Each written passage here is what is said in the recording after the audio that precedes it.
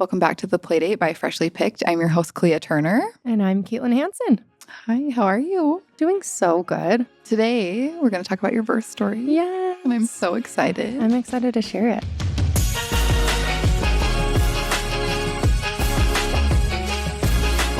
So let's start out with your delivery. Yeah. You have two babies. Two. Two So little I'm girls. going to share Nora, my second. Okay. Yeah. And she just turned 2.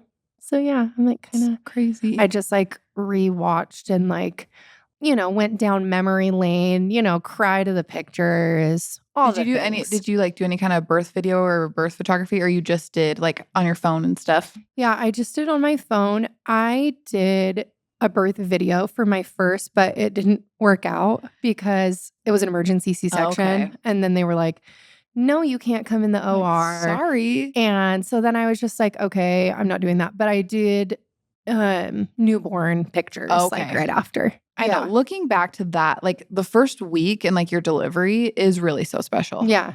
Like no matter how your birth went or anything, like it's just so I feel very sentimental. Yeah. About like all of True's birth. And even like True kind of had a little bit of a scary birth. Yeah, she did. Like it was great. I still loved it. And I still love looking back on it. Yeah. So and I did things like very different. Well, not like very differently, but differently from my first than I did my second, starting off with the doctor. So I'm not sharing my first birth story. It was a little traumatic for me. I had an emergency C-section. I won't get into everything. I still love, value, appreciate that doctor. There was just like some trauma associated with that. And I felt like I needed to go to a different doctor. Sometimes I feel like a new doctor can like give you a new experience it can be for the better or the worse, but I usually feel like with your second, you just know a little bit more about how you want to feel around a doctor. Right. What you're looking for. And so it goes a little bit more smooth. Oh, for sure. Yeah, you definitely know like more what to expect. So this doctor was amazing. He was a recommendation from my neighbor who is in the medical field. He worked with him and he did his residency with him. Oh, okay. Before I got pregnant with Nora, I had actually had 2 miscarriages. And this doctor did my last D&C. Really? And yes. And he was just like, so warm and fuzzy and had the best bedside manner and was love just a warm and fuzzy doctor. Same. I want a doctor that's like gonna hug me. Especially going through something so hard. Yeah. I'm like, was he a man? Yeah. He is a man. Yep. Both of my doctors were if you're a men. man in this field, even a woman, I'm like, this is such an emotional, like women's health and labor and delivery and everything is such an emotional time. I'm like, you have to have kind of the warm and fuzzies. I've seen a lot of providers who are just like to the point. And I'm like, that doesn't make sense in this field. No, it doesn't work for me. We need hugs in this. I'm somebody that needs like reassurance. I need the warm and fuzzy for a doctor. Me too. Like maybe for some other kind of doctor, if you're like can't even bone think. surgeon? Yeah. Orthopedic surgeon? Like my gastroenterologist is like, he's not super warm and fuzzy. He's like very straight to the point. And I'm like, that's fine. Yeah, I'm like, that's fine. You're dealing with my guts. So like, you don't need to be warm and fuzzy. Yeah. But so I had such a great experience, as good of an experience as you can have with a D&C. And so I was like, I want to go back to him. I love him. I loved his nurses. I loved the office. So I went back to him. Shout out to Dr. Watts. He's no longer practicing and I'm so sad. That's the worst when you love somebody and they stop practicing and you're like, well, who am I going to go to now? Yeah. He's like a real life angel on this earth. So I love that. Yeah. So I got pregnant with Nora. Things were great. Since I had that emergency C-section with Liv, my first, I went in like knowing that I could either do a VBAC or I could just do a scheduled C-section. And I felt like things were like traumatic from the first. And I was like, I would be so upset if I ended up having to have another emergency C-section. And I'm like, I've already been sliced and diced. Like, I'd rather just, I know what to expect. I'd rather just go in and have my scheduled C-section. And that's all you know. Yeah. So, Yeah. So I'm like, I want to do that. And there were people that were like, you should really consider doing like a VBAC. Like, you're a great candidate. And Dr. Watts the whole time was like, no, I think that like, that's what you want. And I think you should absolutely do that. And I loved that he was so supportive of my decision. It was never like, hey, have you considered it? I was just like, this is what I want. And he was like, I love that for we'll you. That's do what perfect. you want. Yeah. And I feel like, because I've filmed like scheduled C-sections before, and they are so much more chill. Yes. So chill. You know what time you're going in. Yep. You know what time your baby's going to be born. Yeah. Oh, it's great for the control freaks, which is me. Yeah. Well, and there's no stress around it. You weren't pushing for 2 hours before. You're not exhausted. Tired. Yeah. And maybe like obviously your body's tired from surgery after and like the recovery. From the medication, but like not like I was with Liv's where I labored and then pushed for 2.5 hours and then did the C-section. Exactly. Because that sounds so exhausting to me. Yeah. That is so hard. Yeah. It was a lot. So I'm like, I loved that the doctor like supported that. So when you have a scheduled C-section, you don't have to do cervical checks. Oh, yeah, that makes sense. Yeah, because they're like, so nice. It doesn't matter. I still had him do it because I was like, I just wonder like if my body's like progressing and I'd like to know. Mm-hmm. So he checked me. Everything was like great. I was at like a 3 for a while. He was like, do you want me to like strip your membranes? Which I did the first time. He's like, basically it just makes it so if you go into labor, then you just have your C-section sooner. And I was like, you know what? Sure. This was at your appointment leading up to it. Yes, this was at my appointment leading up. So I'm like, I'm starting from the beginning. So I went in and I was like, sure, sweep the membranes. I'm like, I did it like 3 or 4 times with Liv. So I had that done. And then that night I was like, oh my gosh, I'm like having contractions, I think. Yeah. And so I got everything packed up in the car, went to go like drop off my little girl at my parents' house. And then things stopped and I was like, oh gosh, dang it. And then that always happens. Yes. And then at that point I was like, dang, I'm like so disappointed. I thought like I was. And then a couple days go by and then I'm like, okay, I am feeling these like pains again. I think I should like go in. So I went in. My doctor wasn't in that day. So I went to somebody else and they like checked and they were like, no, you're still at the same spot. And so I was like, okay. And then I actually had a scheduled appointment the next day with my doctor. And I was like, I just shouldn't come in. I'm like, why should I come in? Yeah. I'm like, I already got checked yesterday. And they're like, no, still come in.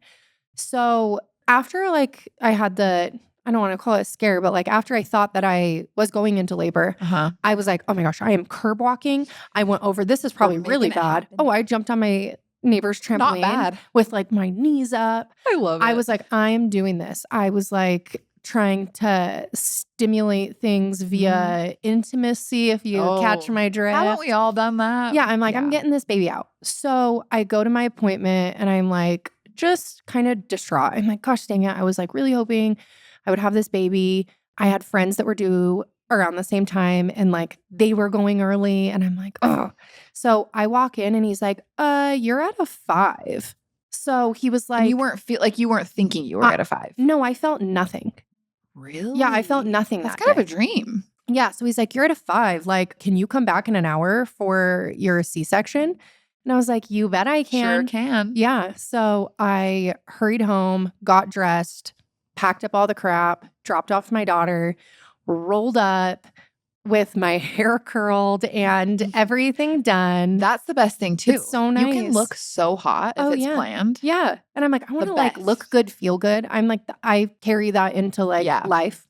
And so, I had already like pre-registered through the hospital. So you like walk in, you have to fill out like all this paperwork, get checked in. That takes like about an hour. And then it's so weird that you like get in the hospital gown, your husband suits up, you walk yourself to the OR. They're like, you're going to have surgery back there and you're just walking in. Yeah. And it was just so different than my first because I was like panicked, so scared, getting wheeled in, went from something that was so like my birth was so chill while I was like pushing. And then it went to something very scary because her heart rate was dropping. And it was just not even on your radar. Yeah. Yeah. And so it was so different walking in and I wasn't like nervous at all until I kind of sat down and then you can like look around because you're like in the OR and you can like see all like the instruments and things. No. And then they like open the back of your gown and then like your butt is just like exposed sitting on the table. People are walking by. It was so quiet. Like the hospital was so quiet.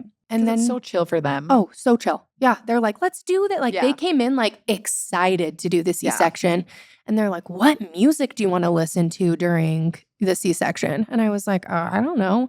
And then my husband said, Girl on Fire by Alicia Keys. Because I always am like, that's the soundtrack of my life. Oh, yeah. Yeah. So she was born to Girl on Fire. Yeah, they like do all the things, start cutting you open. That whole thing takes like about 30 minutes. We didn't find out gender. Oh, really? Yeah, so I didn't find out gender for either. I fully thought Nora was a boy. So really? Yeah. Was that shocking? Yeah, I was shocked. I was like, oh, she's a boy. And then they're like, it's a girl. And my husband got to like say that it's a girl. That's so sweet. Yeah, it was really nice. And like for my first, they like passed her through like a window. So I didn't get to like hold her right away. I did with Nora.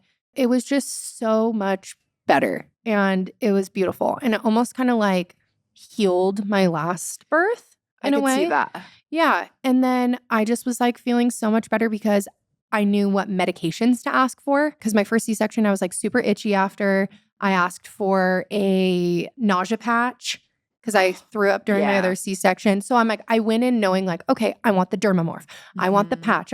Which that probably makes me sound like a freaking like drug But something. did you feel so much better? I felt so much better. I like wasn't itchy. And then I was like, okay, can I get the heating pad for my shoulder? Because you get air bubbles from a C-section. Oh, yeah. I was like, I want the heating pad ready. I want the binder ready. And it just was so much different. I had like my catheter in for my first for like a day and a half after. And for this one, it was like, oh, that's a long time. Yeah. Well, because I couldn't walk because I had both epidural and a spinal block. For my first. For your first. Yeah. That makes sense. Yeah. So, yeah, it was just so much better. And I knew what to expect. For my first, I had 36 visitors on the first day, which was so overwhelming. Yeah. And for this one, I'm like, nobody's coming. Like, Liv's not even coming to meet her sister until we get home. She'll meet her at home. Yeah. I'm like, I just want it to like really soak in this time. The nursery was open. I took full advantage of that, sent her to the nursery. I didn't try to breastfeed because I'm like, I'm not doing that with my C-section recovery.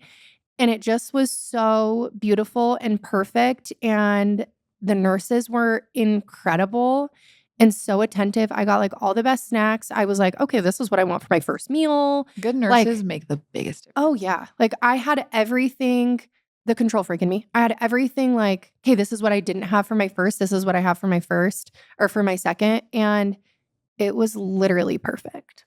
That's why I get excited to have a second delivery because I'm like, I feel like we can do all of the things because you don't know. With your first birth, you don't know what you didn't have, what you're missing out on. How you're going to feel. Mm-hmm. Yeah. I'm so glad that it was such a better experience. Yeah. It was like night and day. And yeah, I just loved that time because when you have a C-section, you're in the hospital for like a lot longer. Right. And I'm a person that loves the hospital. Like I don't want to leave because I'm like, you're taking care of me. The hospital bed like helps you get out. Like people are bringing they're checking everything. They're bringing you new ice packs. They're like waiting on you hand and foot.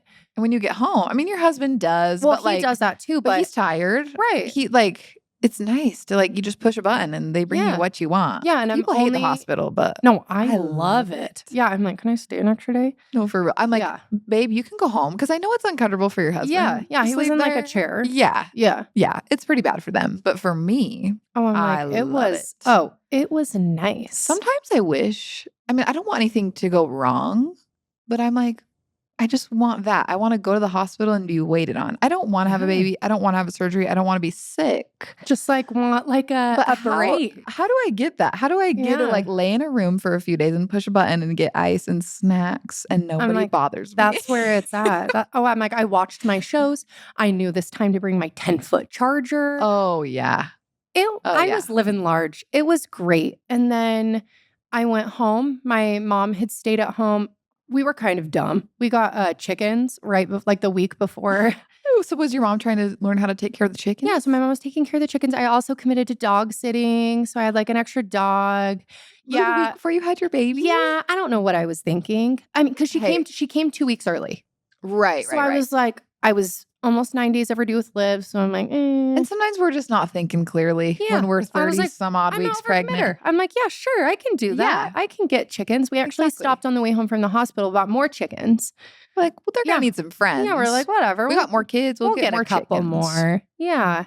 And then we just had like Liv's first meeting, her little sister at home. And it was like so perfect and quiet. And that's so special. It was really great. That's a moment I'm so excited. You're so glad that you waited I'm to do so it at glad. home. Yeah, because my Liv is like super busy, and I just kind of would have been like stressed about her like pulling things in the hospital, and like I wasn't that mobile. Right. And climbing on you. Yeah. And I'm like, it wasn't what I needed in that time. And so I just was so grateful for that. And then, yeah, and like the physical recovery was great too, because I knew what to expect. My whole like street of neighbors is like medical people. So that's so nice. Oh, I'll call them over all the time. I'm like, please. Oh yeah. There's like within like the 20-ish houses, I think there's like 7 people that are in the medical field. Yeah. So I was like, hey, that would give me peace of mind. Oh, I love it. I'm like, hey, I want to take my kid in. Can you come check for an ear infection? Yeah, it's so nice. Blessing. So they would come and like be like, hey, can I come look at like your like C-section incision? And I'm like, please. You bet. Please take a look at it. Yeah. Please make sure it's healing good. I know that would take like so much stress off. Yeah, it was really nice. And then I also just communicated to her, I'm like, for the first couple days home, like, I know you're all so anxious to meet the baby, but like, now I need time to like readjust. My mom took Liv like one of the days too, just to like get her out of the house and like for a sleepover. And that was really great. I did get bad postpartum depression, but it actually didn't even hit until it was like 4 months. Really? And then it was like, I think that's pretty common. Yeah, slap me upside to come the later. Head. Yeah. And it might be even harder because you're at the first, you're like, oh, I'm doing great. Oh yeah. I was like in like a haze, enjoying the newborn phase. Yeah, like you're just not thinking. And then it came around the time that I was getting ready to go back to work. And I think that's like something that just triggered me. And then I was like kind of a mess from there. But other than that, like the first 4 months were like really great and really special. And like obviously there's adjustments with bringing home another baby. Like my little girl was super jealous and would be like, hey, you're not her mom, you're only my mom. And I'm like, no. Was that a hard adjustment for you, like watching her? It made me feel a little bad. Yeah. And then there were times where, so they're like exactly 3 years apart. Okay. I love that age gap. Yeah. That's what I want to do. And I actually like got a little concerned because she would like try to like yank off clothes that were hers when she was a baby, or like, oh, she's sleeping in my DockATot. Oh, those were my swaddles. Yeah. So it made me feel bad. But again, I had my nanny, and that was really helpful because it just took her to go like, this is something that just you get to do. And then I really had to like focus and prioritize spending one-on-one time with just Liv like after the baby her was born. Still feel special. Yeah. Yeah. And not have it be like the baby's fault for something. Like, oh, I can't right now because I need to do this for Nora. I would just be like, I can't right now. Mommy's doing this, but like in a minute I will, so that it's not like her harboring resentment because of Nora. Right. Yeah. I know. In their little minds, I feel like that's so tricky because they don't understand, and you know it, but then you're going through recovery and all these hard things. And you're like, I just need you to understand, but they can't. And but I'm glad that it was a good transition. Yeah. Do you have any advice for people planning on a C-section, or any advice for people who are planning like a regular labor and it goes into a C-section, like that sort of thing?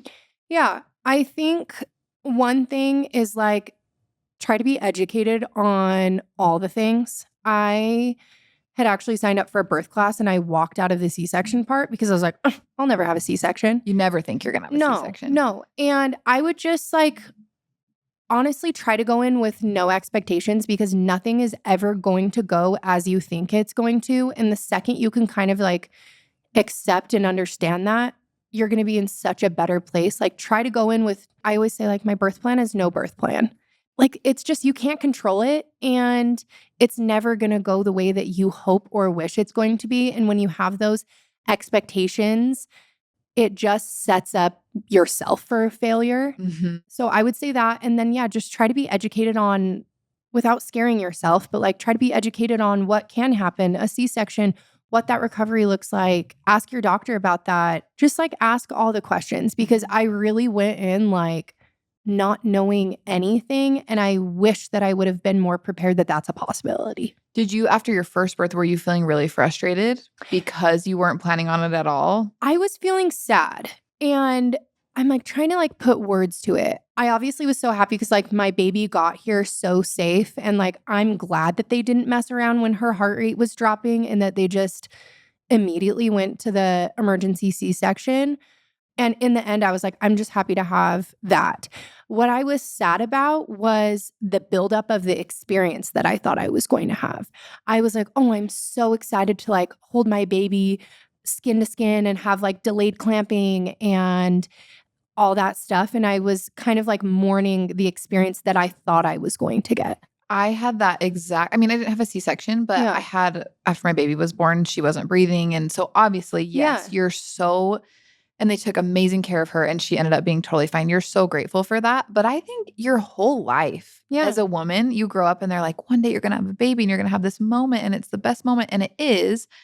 But the only word I can think to sum that up would be I felt like robbed. Yeah. No, I like had to go to therapy after because then I'd see all of like my friends afterward too come and have these like quote unquote perfect births. Mm-hmm. And then I went down like the alley where like, oh, if I would have been induced at 39 weeks, maybe she wouldn't have been as big or like just all this stuff. And it made me like harbor resentment. And I had such a hard time hearing other people's experiences. And I felt like so sad and angry about it. I think that is so much more common than we think because I feel that way. I've known people that felt that way. And even if it's not your entire birth, I think there's always like one aspect where you probably feel that it happened a little bit differently than you think, whether it was a rude nurse or your recovery was harder or whatever. And I think it's okay for moms to feel like upset if their birth didn't go exactly how they wanted to. Yeah. I think I think that message all the time is like, birth is so magical. And it is. Like, there are moments in my birth that I loved so much, and I'm sure you probably did too. But what was your favorite part of your birth? My favorite part. So I didn't find out what gender, like I said, with either one. And I love that. If I have another baby, I will do the same thing. I think that there are very few surprises, like genuine surprises that you get in life. And it was so cool to be so surprised with the fact that like I didn't know what my baby was. Well, and I feel like that's so fun. Yeah. Did you prepare? Because you said you thought it was a boy. Yeah, I thought it was a boy. Were you like preparing for a boy? Like, I think I just like, it was more so the names. Oh, so like Nora took us, like we did not fill out the birth certificate and stuff until like the hour before we were leaving because I mean, first off, naming is so hard, carries them obviously the rest of their life. I think I was just like shocked. I wasn't necessarily preparing for a boy because I was like, oh, I already have a girl. I would be thrilled if it was a girl. Mm-hmm. I just, for some reason, I thought both of them were boys. And so I was like, that's what I thought with my baby too. I was so sure it was going to, and then when we found out it was a girl, I'm like, are you sure? Like my whole pregnancy, I was like, are you sure? I don't believe it. Are you sure? And I don't know. Yeah. So I think that was like probably one of my favorites. And then with Liv, since we did have people visit at the hospital, we didn't tell anybody what the gender was until they came to see her. Oh. And they were like, oh, just like, oh my gosh, it's a girl. Really? So did you wait to find out on both of them or you knew with Liv? I waited to find out with both. For both? Yeah. Okay. And I had my friends. Takes a lot of like. Yeah. I had my friend's mom who I had Ashley on the podcast. Her mom is like such an amazing, special person. She had been diagnosed with cancer. And while I was throughout my pregnancy, she didn't find out gender. And her husband were like, it is the coolest thing. Like, you have to do that. And they were like, promise me, like, you'll do that. And so I was like, I will. And it actually is crazy because her mom passed away while I was in labor with Liv. Really? Yeah. And I was like really sad about that.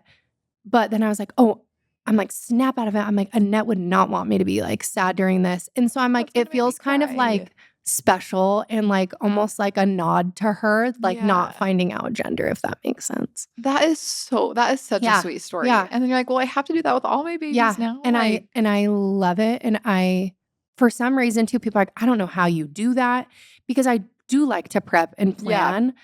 But for some reason, it's like, I never even like wondered like, oh, is it a boy or a girl? I just like didn't care. Yeah.